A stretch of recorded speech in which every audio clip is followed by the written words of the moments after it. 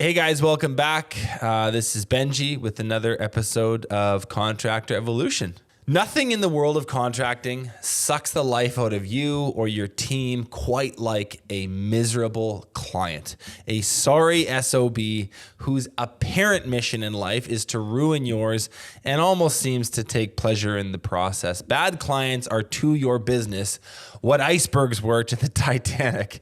Okay, maybe that's being a little dramatic, I guess. Your business is not going to sink from doing business with one or even a handful of lost souls. But I think we can all agree that avoiding the crazies is in your best interest, and the sooner the better. Now, the underlying logic here is self-evident. Bad clients are excruciatingly hard on morale. They destroy the profitability of the job. And in fact, on large contracts, this can even trickle all the way down to your year-end net profit. They completely wreck your production schedule, and they can also really get inside your head, mess with your confidence, your mindset, and leave you feeling undeservedly shaky about your whole operation for weeks or even months. That's not good. The unfortunate reality is that complete and total nut jobs need work done too. And no one introduces themselves as such. Can you imagine? Hi, I'm Benji. I'm a raging narcissist with the emotional maturity of a pubescent teenager and the communication skills of a watermelon. I'm going to make your life a living hell for the duration of this project, and I can't wait to get started. If only. The problem is moronic tendencies aren't that obvious at first. This is why it's so important to sharply tune your eyes and your ears for these people and avoid them like the plague. So today's episode is a collection of 19 hilariously accurate client red flags. Oh, and listen, this is meant for a laugh, some relatability. There's a few practical tips in here too. But if you're personally offended by anything I say, just please don't cancel me. You're watching Contractor Evolution, where we unpack the systems, tactics, and skills you need to take your fast-growing contracting business to the next level. You're here to learn what it takes to scale up, work less, and increase profitability. You've come to the right place. Stay tuned to learn what separates the new breed of contractor from the old school, and welcome to your ultimate guide on the business of contracting. Okay, a few cautionary words. None of these on their own are grounds for not moving forward with a project. These should give you pause, cause you to slow down, ask some more questions, but not necessarily force you to fire the client on the spot. You need to find your own balance between trusting your gut and not judging a book by its cover. And these 19 things are meant to help you do that. If you've been at this for a while, like I said, listen to this for a laugh. If you're new though, you might want to take some notes, as there could be something in here that saves you tens of thousands of dollars and countless sleepless nights. So let's get into the 19 red flags. Okay, the first one is the can I help out and what kind of discount will I get if I do client. These people are more naive than they are malicious. They think that because they built a dock with their dad in high school and they put together an IKEA bed set last summer, that they are going to be a real value add to you and your crew on site, and that their hands-on help should equal them paying less. It's best to be appreciative of the offer, right? You want to be polite, but then follow that up with a firm no. You might even want to consider charging them more for the extra help. Red flag number 2, we bought the materials already, just charge us for labor, client. This is a problem for 2 reasons, right? The first is that 9 times out of 10, what they've bought is complete and total crap. It's not professional grade, or it's just not something that you and your crew are set up to use efficiently. So that's an issue. The second is that this is eating away at a profit center. If you like making money, you no doubt are marking up your materials as you should, because you have commercial accounts and the contractor pricing with your suppliers. Even with the markup, this is still a better deal for the client who is paying full pop for an interior product at Lowe's or Home Depot or somewhere else. Clients who make this request are innocent enough. Obviously, this isn't a knock at their character. It's just jobs like this often end up with a lower gross profit than what you want, and that might make your crew kind of grumble because they're using something that they're not totally used to. Okay, red flag number 3. This is a good one. This is the, I could do this myself, but I'm just so busy client. Okay, this argument doesn't hold water on any level. In fact, it runs against the fundamental principles of a capitalist society. Theoretically speaking, okay, anyone could do anything were they not so busy with other things. That's why commerce and currency exist. Look, like I could be a baker if I wasn't so busy, but I am so busy. So I buy my fancy artisanal sourdough from a baker for $8 a loaf, I might add. But here's the thing. When I stop by the bakery, I don't lean over the counter and whisper, hey, just so you know, I could make bread this good at home myself. I'm just so busy. Are you insane? You'd get laughed out of the joint and asked not to come back. Why this is okay to do to contractors is totally beyond me. It's a respect thing. And I think if I'm giving these people the benefit of the doubt, what they're trying to say is, hey, look, I'm handy, I'm good with tools, but all we hear is what you do isn't that hard. Rude. Okay, red flag number 4, engineers, lawyers, designers, and surgeons. You need to slow your process way down with these professions or any other profession where they're highly paid for their obsession with precision and control. They're usually extremely intelligent. They're well-resourced, which makes them a force to reckon with should things go pear-shaped. If you've had to do this, you know what I'm talking about. But I want to be clear here. I'm not saying they're bad people. Like, you can still do work with them. I'm just saying that when people with careers that favor certain OCD tendencies ask you to perform work on their home or business, slow down and approach with caution. They might be great. Just double check and make sure. Okay, number 5. This is I'm a realtor and I flipped many houses, so I know what things cost. Client. No, you don't. Okay, unless you've run a bona fide and professional construction company, you simply can't understand what it costs to run an office, employ managers, pay insurance, maintain a fleet of vehicles, etc. Sure, your real estate career, your real estate side hustle may give you some insight as to how all of this works, but it doesn't make you the judge and jury on what a fair price is. These clients have a tendency to breathe down your neck a little more than you like and nickel and dime you on all sorts of dumb stuff. Okay, red flag number 6, husband and wife team that aren't on the same page. Yeah, so this is an interesting one. This will reveal itself most clearly when decisions need to be made. If your clients seem to have wildly different ideas about how the project ought to go, or they can't come to consensus when making relatively simple selections, you may be headed for a blowout. And remember, you're a contractor, not a marriage counselor. It's not your job to mediate whatever underlying issues are present so that the project can move forward. A surefire sign is when they flat out tell you under their breath. It's like, listen, I wanted to do it this way, but so-and-so over there said we can't. Everyone loves a little vent sesh, and I get it, like building, renovating, whatever, can be pretty stressful. But if you're hearing lots of chatter from both about the other, you may be headed towards something a little nastier. Okay, number 7 is the we don't do deposits client. Then you won't be getting work done by us. This one's pretty open and shut, I think. Unless you have a tiny average job size or you do service work where you invoice upon completion, deposits at this point are a pretty widely accepted business practice.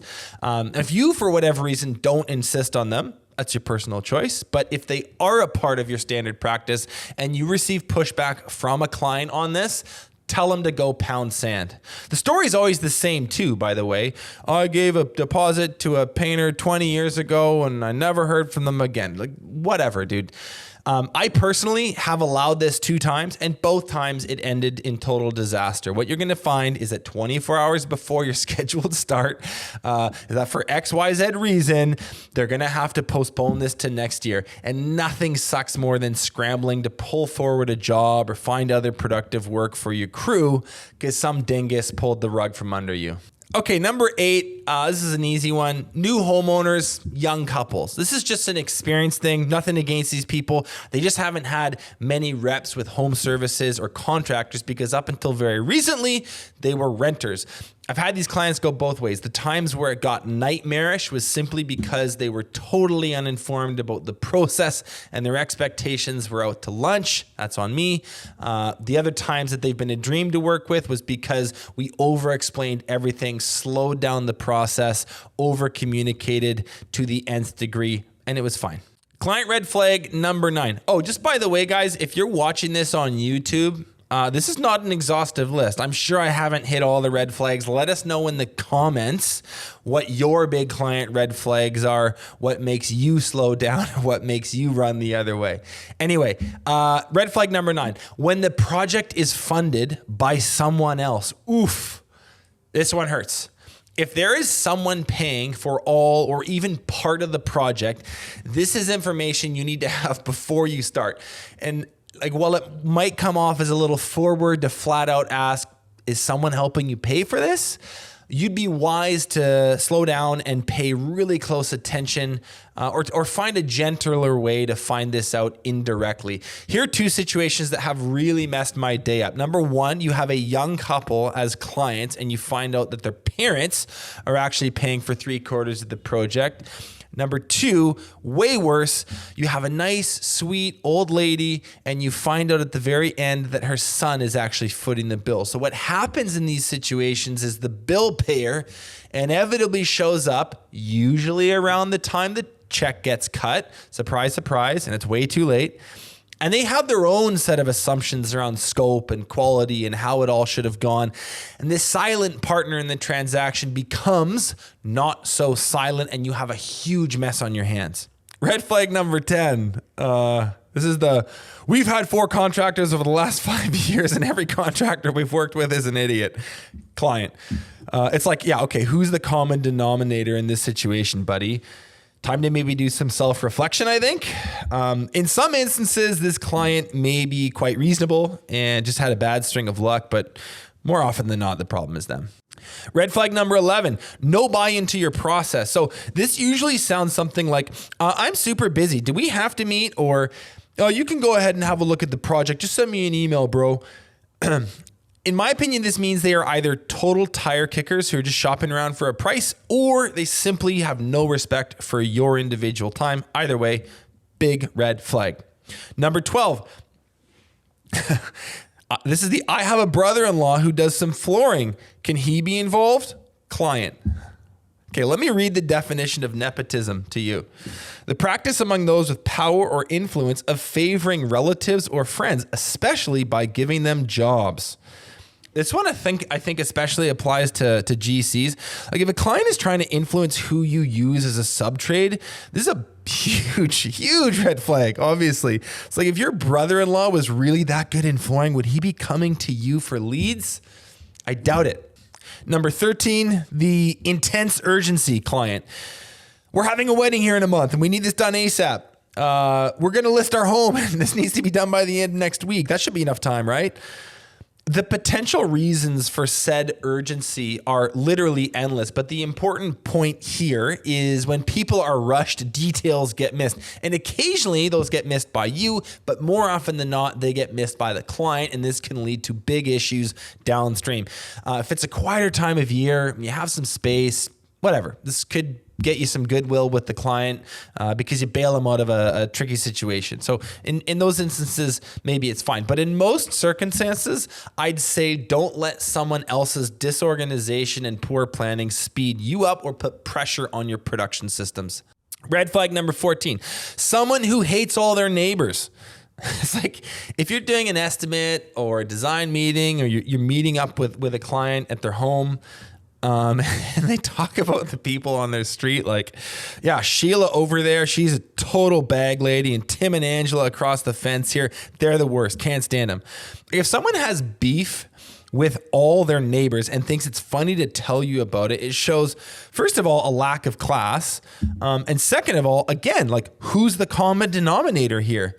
Yeah, maybe they picked the wrong house on a really mean street, but this should at the very least ring some alarm bells for you. Probe deeper, I'd say. Okay, number 15.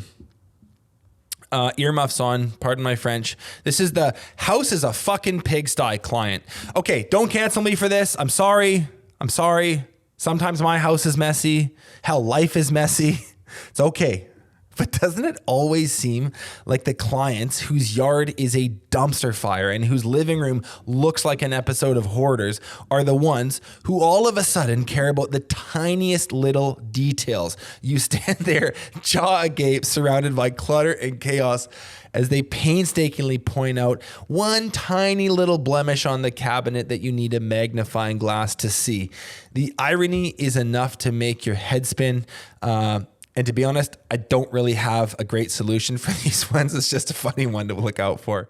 Okay, number 16, the Underestimator client. This sounds like it's not a very big job, or it shouldn't take you guys very long. In my experience, what this really means is I've decided what I want to spend on this project, and it isn't very much. If you pride yourself on quality workmanship and longevity and other nice, good things, even small projects require many steps and following due process. If they are looking for a Band-Aid solution and you don't do those, try explaining to them why you follow the procedures that you do. And if they're picking up what you're putting down, then this client will be totally workable. If, however, they are looking for a quick fix for cheap, just refer them to someone else. Okay, number 17, we're going to call Piecemeal Quoters. And I think you'll recognize these people. It sounds something like this. Okay, can you quote it with just one coat, but then also two coats? Quote us for the whole house and then also just the front of the house, just on its own. We'd like to get the fence done, but we might just do that ourselves, but give us a price on it anyway. And then when you quote the house, can you give it to us with the trim included and also excluded? Again, I need to be kind of careful here not to offend. Like, everyone's operating on a budget, myself included. And most of the time it's smarter to do a small job for a client than none at all. But if they're wanting you to quote the project 9 ways to Sunday, this is likely a sign that they are too price sensitive for the type of work that you do. The good news is that this can really easily be sussed out on your setup call, discussed up front, long before going and seeing them. Few price options, totally doable, but if it's getting ridiculous, the math required may not be worth your time. Okay, number 18. This is a client that they just don't ask enough questions, right? And this one takes a little bit more explaining.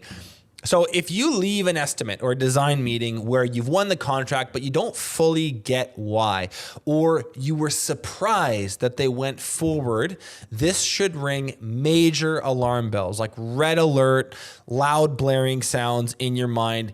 This could be a problem.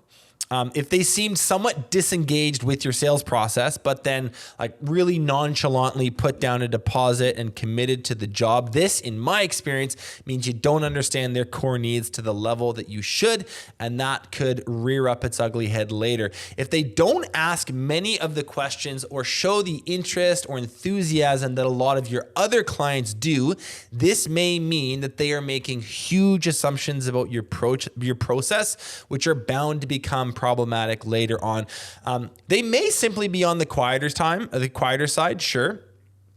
But 99 times out of 100, when I've done a deal without really understanding why I did that deal or why we came to that agreement together, there are major issues further on down the line.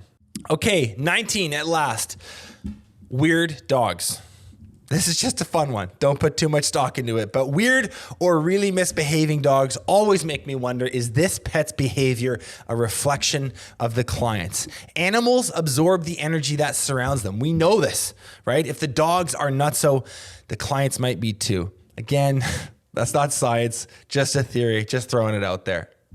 Okay, that's it. 19 client red flags. If you're just starting out, okay, if you just started your business, you may not yet have the luxury of being this choosy. You may have to eat it a couple times. That's unavoidable, and we've all done it. But for the most part, you deserve to work with clients you love, and the more, the better. I hope this list gave you a chuckle, and who knows, you may dodge a few icebergs because of it. See you next week.